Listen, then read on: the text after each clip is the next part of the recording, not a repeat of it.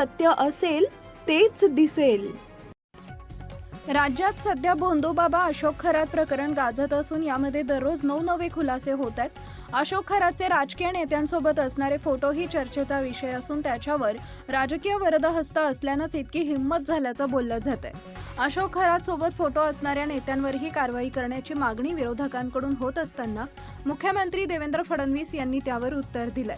अशोक खरात प्रकरणी देवेंद्र फडणवीस यांनी विधानसभेत त्याची कुंडली वाचून दाखवली। यावेळी भास्कर जाधवांनी नेत्यांवरील कारवाई संदर्भात प्रश्न विचारला। तुम्ही दाखल झालेले गुन्हे, संपत्ती आणि नीच वागणूक या संदर्भात सविस्तर सांगितलं। तुम्ही संस्थेच्या संचालकांची चौकशी करणार असल्याचं सांगितलंय। काही अधिकारी आर्थिकदृष्ट्या सहभागी असल्याचाही उल्लेख झाला। माझं म्हणणं आहे की फक्त आर्थिकदृष्ट्या नाही तर संपूर्ण माहिती असतानाही कानाडोळा केला म्हणून इथपर्यंत आलं।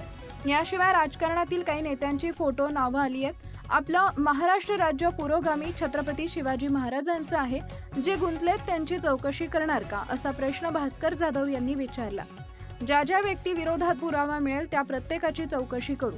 आपण सगळे राजकारणात आहोत, त्यामुळे कुणाचा फोटो कोणासोबतही येतो हे आपण पाहिलंय। फक्त फोटो सोबत आहे यावरून आरोपी करता येणार नाही, पण आता आपण डिलीटेड डेटा ही संपूर्ण काढत आहोत। या डेटामधून कोणाचा संपर्क होता का, कुणी व्यवहार केलाय का, कुणी मेसेज केलाय का हे उघड होईल। जो कोणी असेल त्याची चौकशी केली जाईल असं फडणवीस यांनी सांगितलंय। जाणीवपूर्वक आपण एसआयटीचे प्रमुख एका वरिष्ठ महिला अधिकाऱ्याला केलाय। त्यांचा ट्रॅक रेकॉर्ड चांगला आहे। आपण कोणालाही पाठीशी घालणार नाही। कुणीही थेट किंवा अप्रत्यक्ष मदत केली असेल तरी धडा शिकवला जाईल असंही त्यांनी स्पष्ट केलंय। विजय वडेट्टीवार यांनी यावेळी न्यायाधीशांच्या देखरेखीखाली ही चौकशी व्हावी अशी मागणी केली। यात काही IPS महसूलचे अधिकारी आहेत। गुन्ह्यावर पांघरून घालण्यासाठी काहींनी त्याला वाचवण्यासाठी प्रयत्न केले। न्यायाधीशांच्या देखरेखीखाली चौकशीबाबत आपण निर्णय घ्यावा असं ते म्हणाले। त्यावर देवेंद्र फडणवीसांनी सांगितले की SIT चौकशी होत असताना न्यायमूर्तींचा हस्तक्षेप नसतो। कायद्यांमध्ये अशा प्रकारे चौकशी करता येत नाही। एखाद्या केसमध्ये कोर्ट स्वतः ठरवू शकतं। फडणवीसांनी मांडली अशोक खरातची कुंडली। अशोक खरात प्रकरणात महिलेचे फोटो व्हायरल करण्याची धमकी देत 5 कोटी मागितले होते। नाशिक पोलीस ठाण्यात या प्रकरणी गुन्हा दाखल आहे। खरातच्या मोबाईलमध्ये पुरावा आढळून आला नाही। 18 फेब्रुवारी 2026 रोजी नीरज जाधव यानं AI फोटो व्हायरल केल्यानंतर डिलीट केला। नीरज जाधव याच्या विरोधात महिलेला पुरावा देता आला नाही। 8 महिलांचे 38 व्हिडिओ एका साक्षीदारानं दिले अशी माहिती फडणवीसांनी निवेदनात दिली आहे। खरात देश सोडून पळून जाण्याच्या तयारीत होता असाही खुलासा त्यांनी केला।